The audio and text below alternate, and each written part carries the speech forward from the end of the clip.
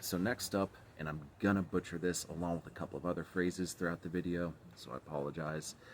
But next up is Theatre de Vampire. This is their 2016 album Candyland. Now the name of the band comes from the theater that Claudia and Louis go to in Interview with a Vampire. And that really should kind of clue you in on the theme these guys go for. And oh my god, do they take the vampire theme seriously.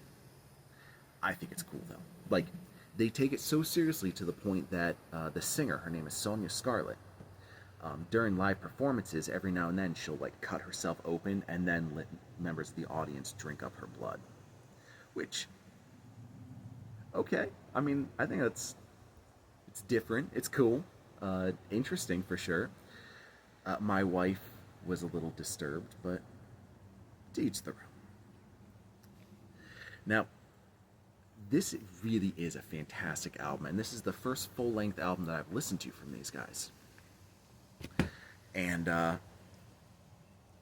love it. I think it is, like I said, such a great album.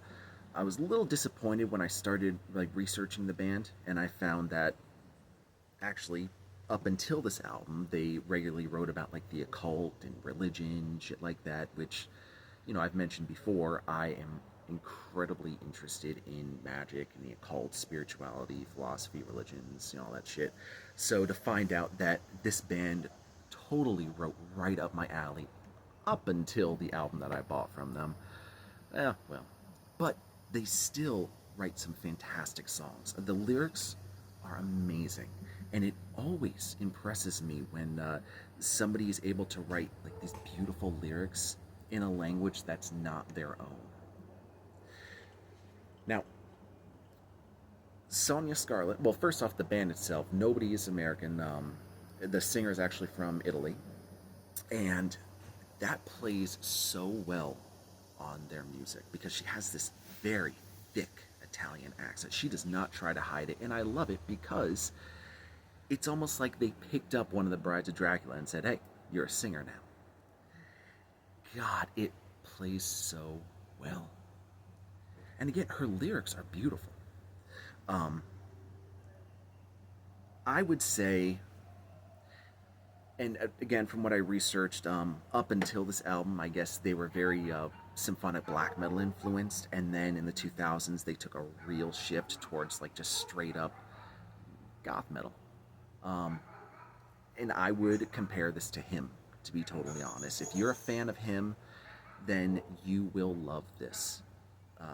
Between the keyboards, the guitars, the lyrics, the lyrical content, or the not the what the songs are about, like, it really, really is very similar.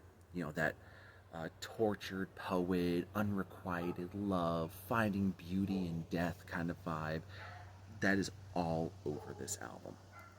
Now, in comparing it to him, if you listen to him, you know, Billy Ballard, he's got this beautiful voice. This chick, it takes getting used to. She can sing, and there's a couple of songs where she breaks out almost like these really pretty operatic lines. But for most of it, it's almost like a sneer, like an audio sneer. That's the singer right there. So again, her name is Sonia Scarlett. Of course, you got the back of the case. I love when bands put out digipacks like this. It's like the entire case is art to me. The album's called Candyland, and of course there's a song here called Candyland, and I think, I'm just guessing from reading the lyrics, I believe the song is about a child who's left at an asylum, and she just grows up in an asylum. And I think Candy is referring to like prescription drugs, so she refers to this asylum as Candyland.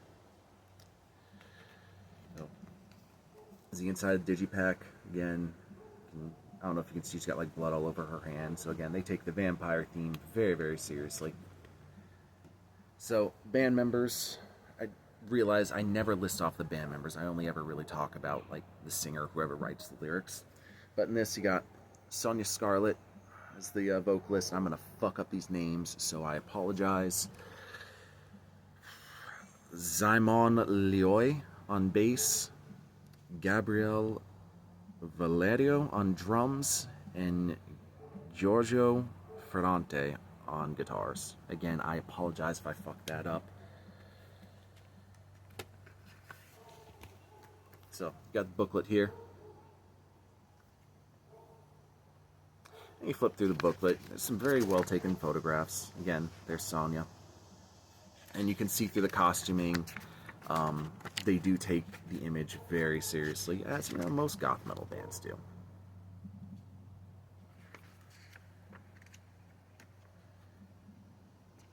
Now, there's a picture at the end here, and I love it. You see, it's like a clown. He's holding his heart. I was trying to figure out, it's not a band member, so who is it? And after reading the lyrics, I realized there's a song on here, and I'm gonna fuck it up. Just assume if it's not in English, I'm going to fuck it up. It's called Pierrot Lumière, and there's someone wants to correct me.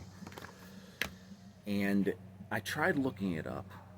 I guess that's almost like an archetype, like a sad clown archetype, because there's multiple different things throughout history that refer to Pierrot Lumière.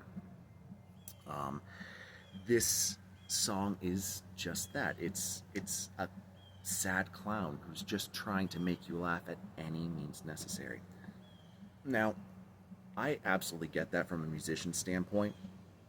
There have been times where I've written songs and nobody gives a shit. Like, you go and you play them, nobody cares, and it in your head you're thinking, what the fuck do I have to do to get you to pay attention to this? And that song really touches on it. But, oh my god, book's falling out. So, like the chorus. So I ripped my heart out from my chest for your smile, a black heart on a white floor. So I ripped my heart out from my chest for your smile, please just laugh once more for me.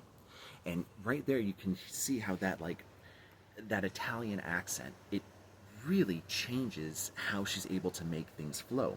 Because in English, just spoken like this, that doesn't really flow. You know, there's nothing in that chorus that would rhyme with for me. But the way that she sings it, her, like, enunciations, her rhythm, it just makes it work. There is a Depeche Mode cover on here, photographic, and I had high hopes for it because I love Depeche Mode. It's honestly, and it's not their fault, because they do it well, but the song itself is just kind of boring. And if you're a fan of Moonspell, they have a song here called The Seventh Room, which features the singer Moonspell on it. Again, I had high hopes for it. It's not one of the best songs, but it's... Now, speaking of that, if you do want to check out some of the tracks, you kind of want an idea for what this album sounds like, okay.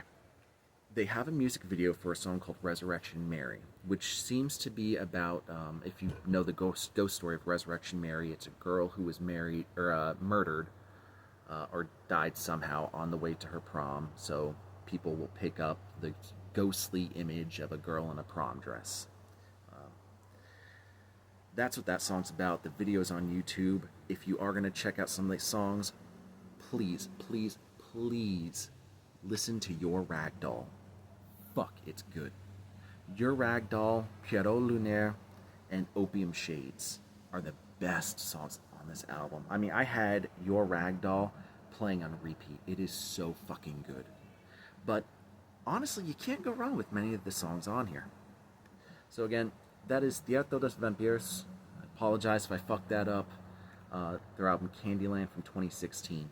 Check them out, especially if you're a fan of like Him, 69 Eyes, Negative. They're really, really, really good. Keep local music alive, guys. I plan on taking you to one of my local CD stores here. Maybe go shopping with me for a couple minutes. It's called Music Matters Remixed. It is fantastic.